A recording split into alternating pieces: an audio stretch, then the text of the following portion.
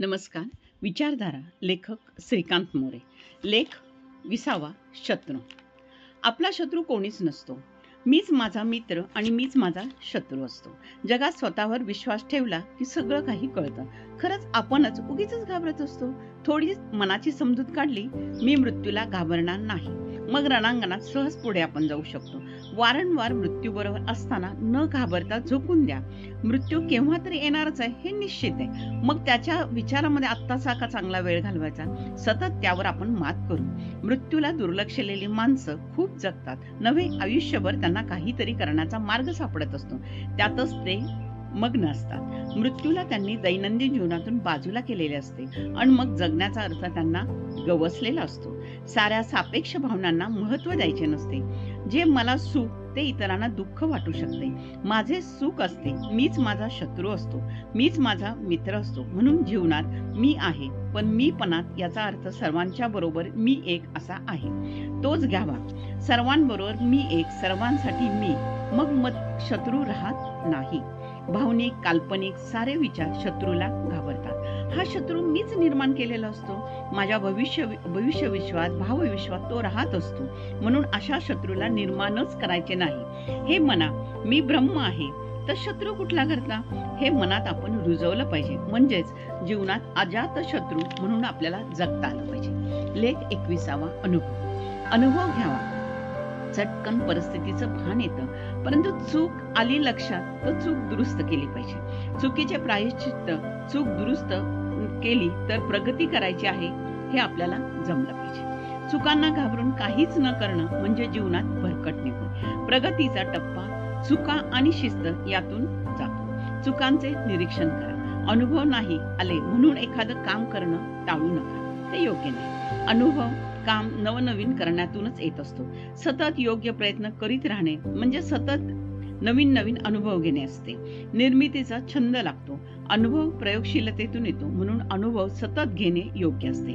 अनुभव ही शिक्षणाची खाणच आहे असं समजा ना. ही यशाची मोठी शिदोरी असते.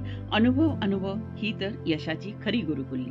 धन्यवाद. याच विचारधारा या पुस्तकासाठी माननीय भास्कर चंदनशिव यांनी या पुस्तकासाठी त्यांची प्रस्तावना दिलेली आहे, तर ती आपल्या माहितीसाठी मी या ठिकाणी अभिवाचन करत आहे.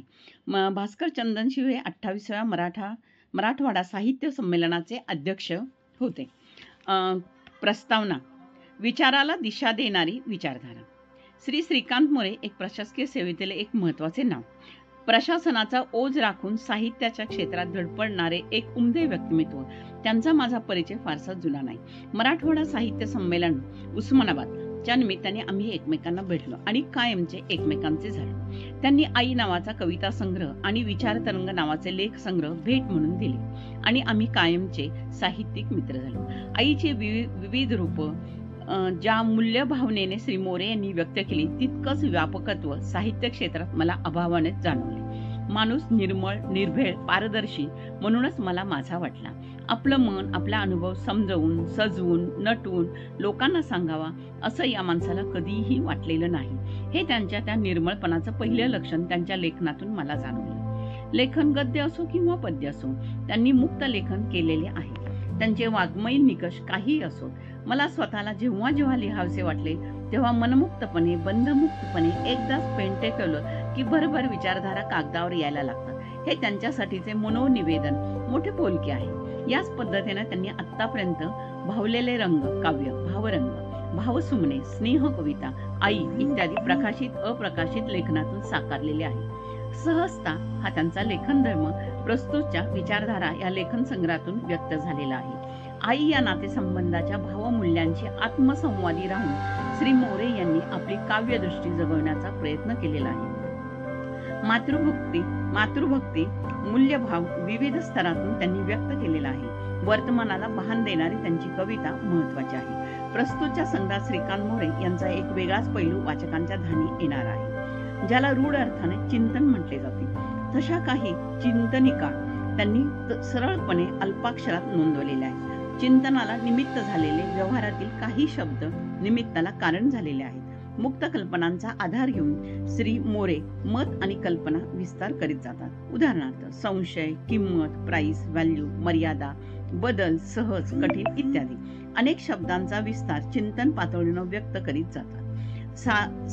साध्याही विषयामध्ये आशय मोठा किती आढळे या उक्तीप्रमाणे सध्याही शब्दातून अर्थांच्या आशयापर्यंत अनेक छटा श्री मोरे यांनी दाखवून दिलेल्या आहेत. त्यातील व्याप्त अवकाश शोधण्याचा त्यांचा प्रयत्न सदरील लेखनातून होत राहतो. तसंच आजच्या मूल्य व्यवस्थेच्या पडझडीच्या काळात आणि बाजारूपणाच्या मुक्त स्पर्धेच्या काळात श्री मोरे एका निष्ठेने मूल्यांचा आग्रह धरून आहेत. हे महत्त्वाचे आहे. माणूस आणि त्याचे माणूसपण त्यांना महत्त्वाचे वाटते. मातृत्व, निष्ठा, त्याग, सत्य, संवेदनशीलता त्यांना अतिशय महत्त्वाचे वाटते. एका व्यापक सद्भावनेतून सद्भावनेसाठीच त्यांनी लेखणी हाती धरलेली दिसते.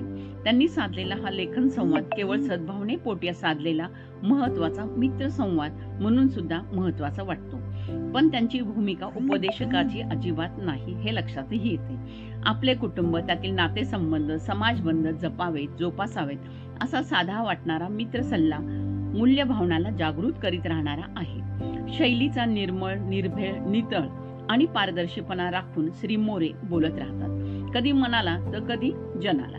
त्यांचा हा भावरंग विचाररंगात साकारलेला आहे. हे साकारणे मात्र प्रामाणिक आहे. आजच्या व्यवहारी जगात या विचारनोंदी काहीशा भाबड्या वाटण्याची शक्यता आहे. पण त्यातील निर्मळ आणि सच्चेपणाचे निश्चितच वाचक स्वागत करतील हा तितकाच निर्मळ विश्वास मला वाटतो. धन्यवाद. भास्कर चंदनशिव. विचारधारा या लेखासाठी, या पुस्तकासाठी श्रीकांत मोरे यांचे दिलेलं मनोगत. आईच्या आशीर्वादाने आणि प्रेरणे. रसिक हो, ज्या दोन स्वरांनी माणूस घडतो तो आई शब्द मनात नसानसात कितीतरी बदल घडतो. जसं आई या शब्दाचे महात्म्य वर्णन करताना शब्द सूर तोकडे वाटतात, तसंच कोणत्याही भावभावना शब्दात मांडताना होतं. भावभावना, विचार, चिंतन, मनन, अनुभव, निरीक्षण यातून उत्पन्न होतात. अचानक कधीही, कोठेही, केव्हाही त्यांचा लहान अथवा मोठ्या स्वरूपात मनात उद्रेक होतो. त्याला बंधनं ठाऊक नसतात. बंधनात लिहिणे मग कसं शक्य आहे? जे चिखलात उमललेले कमळ आहे ते तिथंच छान दिसतात. नारळचे झाड बागदार, वेडेवाकडे असते, परंतु त्याची उंची मनाला मोहविते. त्याप्रमाणे मला स्वतःला जेव्हा जेव्हा लिहासं वाटतं तेव्हा मनमुक्तपणे, बंधमुक्तपणे एकदाच पेन टेकवलं की भरभरा विचारधारा कागदावर यायला लागतात. त्यामागे कोणीतरी प्रेरणा देणारे असते. मग शब्द लिहावसे वाटताना विचारांचा वेग शब्दात राहत नाही. कितीतरी विचार, भावभावना तसेच निघून जातात, पुन्हा आठवत सुद्धा नाही. गारा वेचून हातात किती वेळ राहणार? तसंच विचार येतात. कागदावर लिहिताना काही विरघळूनही जातात. मी कधीच कष्टप्रद लिहिण्याचा प्रयत्न केला नाही. मनाची अत्यंत भावनिक अवस्था मला लेखनाला प्रवृत्त करते. कितीतरी वेळा एखादं लेखन केलं की पुन्हा कित्येक दिवस पावसाविना दुष्काळ अशी माझी अवस्था असते. पण मला स्वतःला लिहायला जे प्रवृत्त करते ते लिखाण कसे कोठून येतं? जिवंत झरा जसा पाझरत असतो तसंच पाझरत मनात वरचेवर फुटतात आणि मग थांबून थांबून लिखाण होते.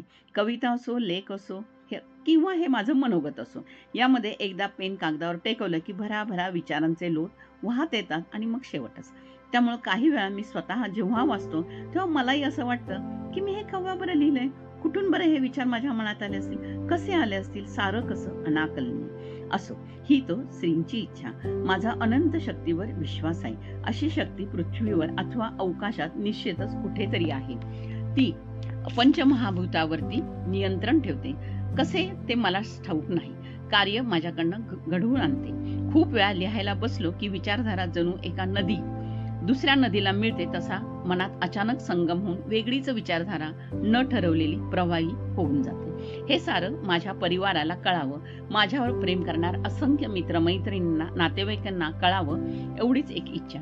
शेवटी या साऱ्यांचा समाज होतो म्हणून सर्वांनाच हे माझे विचार प्रकाशित करावेत आणि ते समजावेत या कामी पुढाकार घेतलेला आहे तो आमच्या मनोरमा परिवारातील सर्वांनी.